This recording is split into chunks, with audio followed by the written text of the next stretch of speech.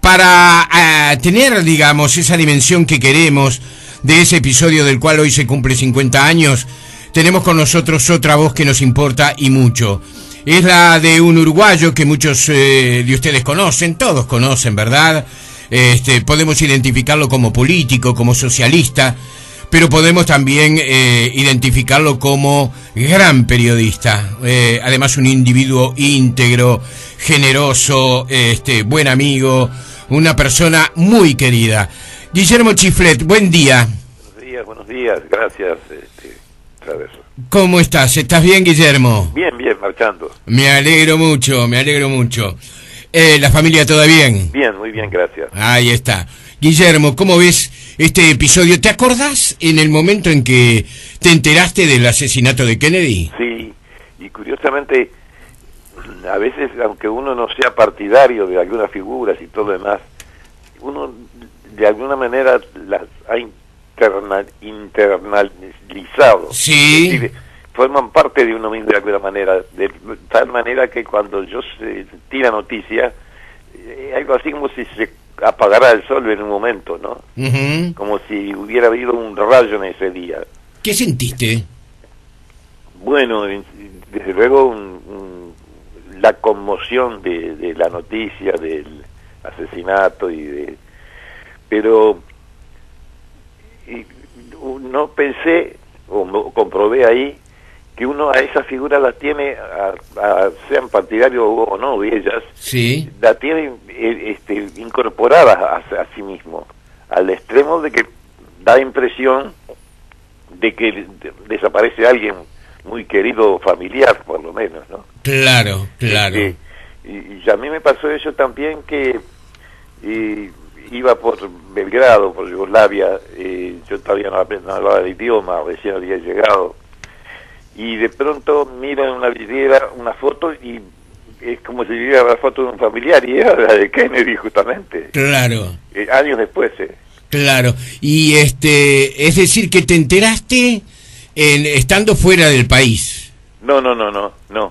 El asesinato, cuando lo asesinaron yo estaba en el Uruguay. Y después en Yugoslavia. Y después en Yugoslavia, claro. ¿Cuánto tiempo después te enteraste en Yugoslavia? Bueno, en Yugoslavia yo estuve en el año 62.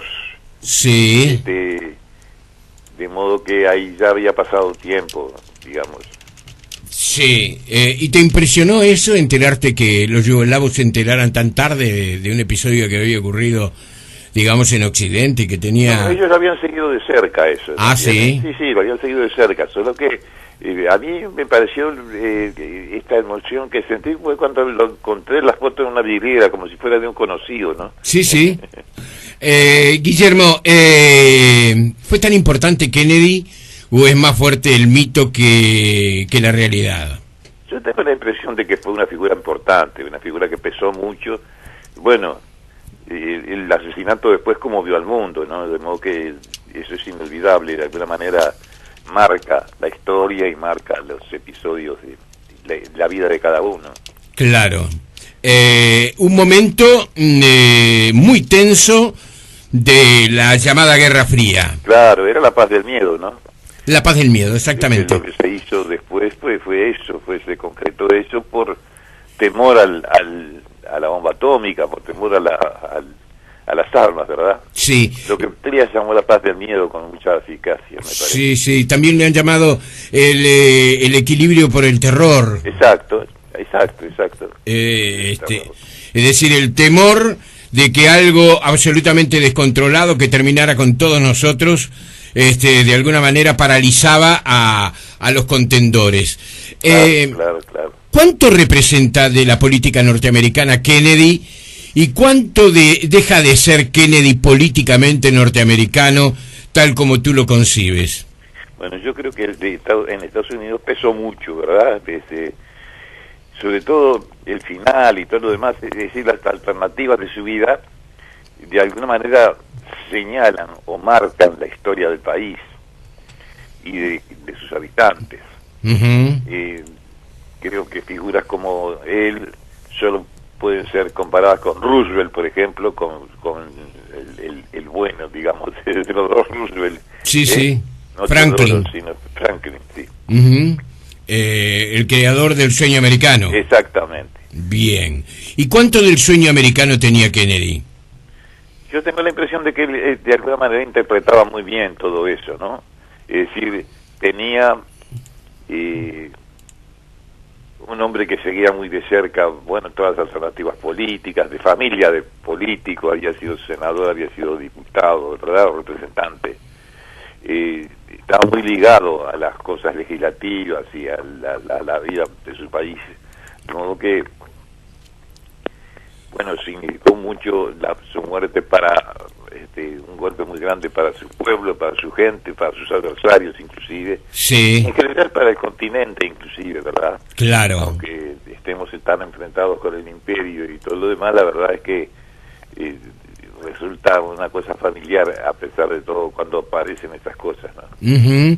¿Era un pensamiento distinto, renovador, o era un continuista? No, yo tengo la impresión de que él renovaba algo, ¿verdad? Por lo menos tiene una figura joven distinta, ¿eh? Sí. Y esto de alguna manera lo definía o marcaba sus perfiles diferenciándolo de otros norteamericanos, ¿verdad? De otros políticos norteamericanos, Johnson y todos los demás. Claro. De alguna forma, entonces, debemos unir el bello discurso que tenía cuando hablaba de libertad. Es una opinión que tú podés discrepar totalmente, Guillermo. Digo, no, está bien. Sí, no, está bien. Él tenía conceptos importantes en ese sentido y buscaba, planteaba en su discurso el tema de las libertades, fundamentalmente. Sí. Aunque en la práctica los consorcios y la política norteamericana agarrarla para otro lado, la verdad es que él en sus discursos planteaba eso con mucha claridad. Claro, los derechos civiles, el derecho de los negros, el derecho del hombre, etcétera. Sí. ¿Era un mundo peor aquel que el de hoy? ¿O era un mundo... ¿Es un mundo comparable? ¿Es un mundo que se puede decir, bueno, de alguna forma, aquello que se vivió y que vivió más de una generación y que hoy se traslada todavía a los sobrevivientes de aquella época, a los testimonios, siguen viviendo una misma historia, o es un mundo diferente? Yo creo que se pueden comparar siempre, ¿verdad? Y aunque haya diferencias, porque el tiempo de alguna manera hace su obra y la experiencia histórica también pesa sobre los pueblos y sobre los políticos y sobre las corrientes políticas, la verdad es que hay también posibilidades de comparación entre las figuras, entre las distintas figuras, ¿verdad? Sí. Hoy el Franklin Roosevelt, por ejemplo, resulta bastante contemporáneo, ¿verdad? Sin duda. Bastante presente. Sin duda. Y no así Teodoro. Sí, estamos hablando de Franklin. Exacto. Siglo XX, momento de la gran crisis norteamericana y salida, ¿no? Exacto. Chiflet, Leandro Gómez lo saluda, buen día, ¿cómo está? Buen día.